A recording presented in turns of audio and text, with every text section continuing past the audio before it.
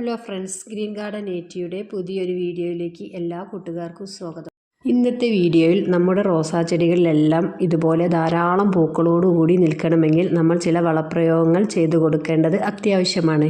നമ്മുടെ കിച്ചണിൽ നിന്നും ഒഴിവാക്കുന്ന സവാളയുടെ തൊലി ഇത് നന്നായിട്ട് വെയിലത്ത് വെച്ചിട്ട് ഉണക്കിയെടുക്കണം. ഉണങ്ങിയതിന് ശേഷം മാത്രം നമ്മൾ മിക്സിയുടെ ജാറിലിട്ട് പൊടിച്ചെടുത്താൽ മതി.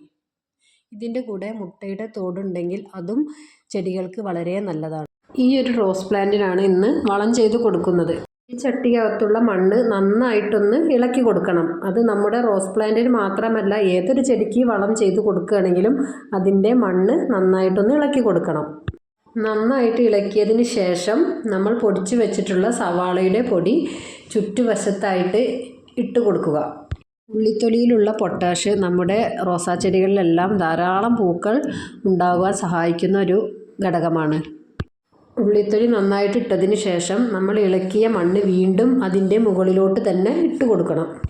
നന്നായിട്ട് നനച്ചു കൊടുക്കുക. ഏതൊരു വളമാണ് നമ്മൾ ഇട്ട് കൊടുത്തതെങ്കിലും ആ പ്ലാന്റിനെ നന്നായിട്ട് നനച്ചിരിക്കണം. ഈ ഒരു രീതി നമുക്ക് 15 ദിവസം കൂടുമ്പോൾ ചെയ്തു കൊടുക്കാൻ പറ്റുന്നതാണ്. ഒരുപാട് റോസാപ്പൂക്കൾ വിരിഞ്ഞിരുന്നു, പക്ഷേ മഴ കാരണം കുറേയൊക്കെ പൂക്കളെല്ലാം കൊഴിഞ്ഞു പോയിട്ടുണ്ട്. സവാളയുടെ തൊലി പൊടിച്ചത് മാത്രമല്ല, മുട്ടയുടെ തോട് പൊടിച്ചതും അതുപോലെ തന്നെ ചാണകപ്പൊടിയും മറ്റ് വളങ്ങളെല്ലാം എൻ്റെ റോസാ ചെടികൾക്ക് ഇട്ട് കൊടുക്കാറുണ്ട്. ഒക്കെ മാറി മാറിയാണ് ഇട്ട് കൊടുക്കാമെന്ന് മാത്രം. ഗ്രീൻ ഗാർഡൻ നേറ്റിയുടെ പുതിയ വീഡിയോസുമായിട്ട് നമുക്ക് വീണ്ടും കാണാം. Thank you.